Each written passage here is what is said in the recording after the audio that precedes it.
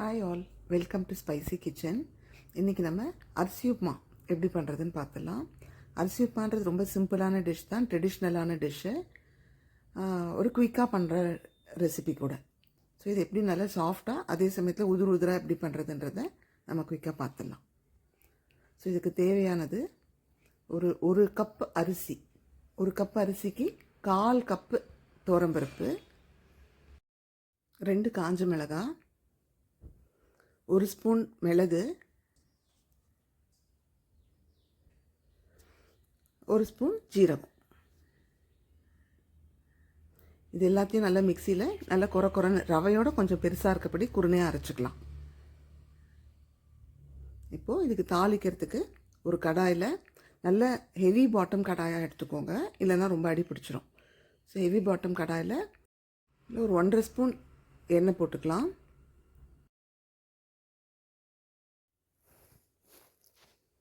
நல்ல எண்ணெய் சூடாகட்டும். கடுகு போட்டுக்கலாம். கடுகு நல்லா பொரியட்டும். கடலைப்பருப்பு, 1 ஸ்பூன் கடலைப்பருப்பு,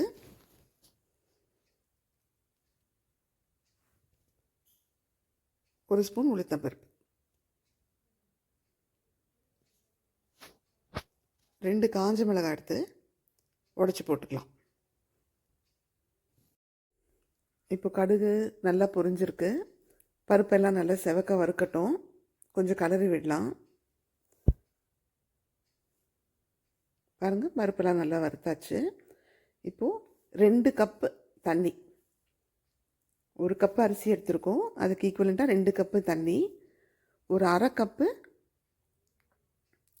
பால் ஆட் பண்ணிக்கலாம். இதோட எல்லா உப்புமாவுக்குமே, அரிசி உப்புமாவாக இருக்கட்டும், ரவை உப்புமாவாக இருக்கட்டும், பால் கொஞ்சம் ஆட் பண்ணும்போது ஃப்ளேவரும் நல்லாயிருக்கும். அதே போல் உப்புமாவும் நல்லா சாஃப்டாக நல்லாயிருக்கும் வரும்.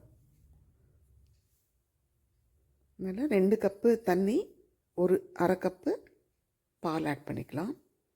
ட்ரை பண்ணி பாருங்கள், கண்டிப்பாக பால் போட்டால் நல்லா தான் இருக்கும் உப்புமாக்கு. நல்லா கொதிக்கட்டும். மீன்வெயில் நம்ம இந்த அரைச்சி வச்சுருக்க குருணையை எடுத்துக்கலாம். பாருங்கள், ரவையோட நார்மல் ரவையோட கொஞ்சம் பெருசாக இருக்குது.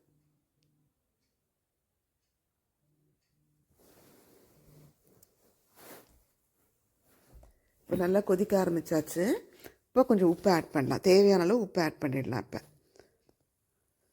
உப்பு கரையிற வரைக்கும் நல்லா கலரி விட்டுட்டு நம்ம அரைச்சி வச்சுருக்கோம் இல்லையா, அந்த குருணையை ஆட் பண்ணலாம். அந்த குருணையில் 1 ஸ்பூன் ஆயில் போட்டு நல்லா மிக்ஸ் பண்ணி வச்சுக்கோங்க.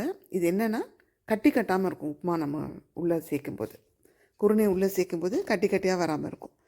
ஸோ ஒரு 1 ஸ்பூன் ஆயில் மட்டும் போட்டுக்கோங்க அதில். இப்போ அந்த குருணையை இந்த கொதிக்கிற மிக்சரில் போட்டுடுறோம்.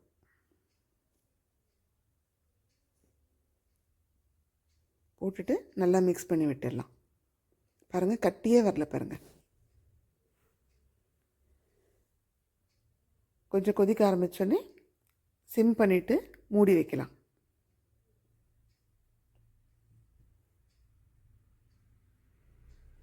ஒரு 1 மினிட் கழித்து மூடி ஓப்பன் பண்ணிவிட்டு கலரி விடலாம். ஸோ தட் எங்கேயுமே கட்டி ஃபார்ம் ஆகாமல் இருக்கான்னு செக் பண்ணிக்கிறதுக்கு. பாருங்கள், ஒரு கட்டி கூட வரல பாருங்கள், நல்லா மிக்ஸ் ஆகிருக்கு. ஸோ இது மறுபடியும் இதில் தேங்காய் ஆட் பண்ணலாம்.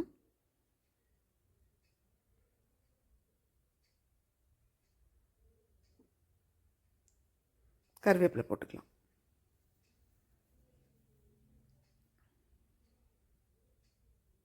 நல்லா மிக்ஸ் பண்ணி விட்டுட்டு ஒரு 7 to 8 மினிட்ஸ் இது சிம்லேயே தான் இருக்கணும்.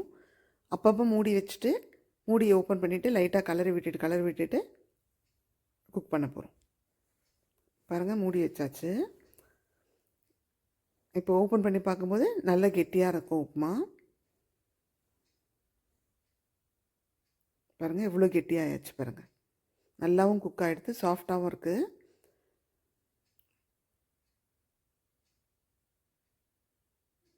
பாருங்கள், நல்லா உதிராக வந்துடுது. 1 ஸ்பூன் தேங்காய் எண்ணெய் வாசனைக்கு தேங்காய் எண்ணெய் ஆட் பண்ணலாம். சில பேருக்கு நெய் வாசனை பிடிக்கணும், நெய் 1 ஸ்பூன் நெய் ஆட் பண்ணிக்கலாம். அவங்கவுங்க ப்ரிஃபரன்ஸ் தான் இது.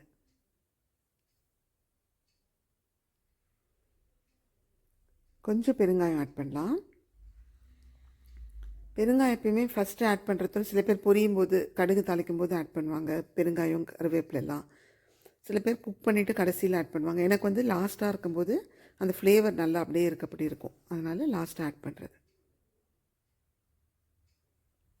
இப்போ பாருங்கள், நல்ல கெட்டியாக இருக்குது உப்புமா, ஆஸ் வெல் அஸ் நல்லா உதிராகவும் வந்தாச்சு. இது ஆற ஆற நல்ல புலன்னு வந்துடும். இன்னும் கொஞ்சம் நேரம் சிம்லேயே மூடி போட்டு வைக்கலாம். நம்ம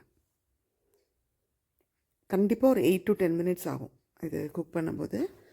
ஒரு 3-4 மினிட்ஸ் வந்து சிம்லேயே இருக்கட்டும், நல்லா மூடி போட்டு. பாருங்கள், உப்புமா எல்லாம் உதிராக ரொம்ப நல்லா வந்திருக்கு. இதுக்கு சைட் டிஷ்ஷாக ஒரு சாம்பாரோ வெத்த குழம்போ எது இருந்தாலும் ரொம்ப நல்லாயிருக்கும். தேங்காய் துவையல் ஃபஸ்ட்டு சாய்ஸ் இதுக்கு. நல்லா சுட சுட அரிசி உப்புமா ரெடி ஆயாச்சுங்க. ரொம்ப ஈஸியான டிஷ்னாலும் நல்ல ஃபில்லிங்கான டிஷ்ஷு, ஹெல்த்தியான டிஷ் கூட இது.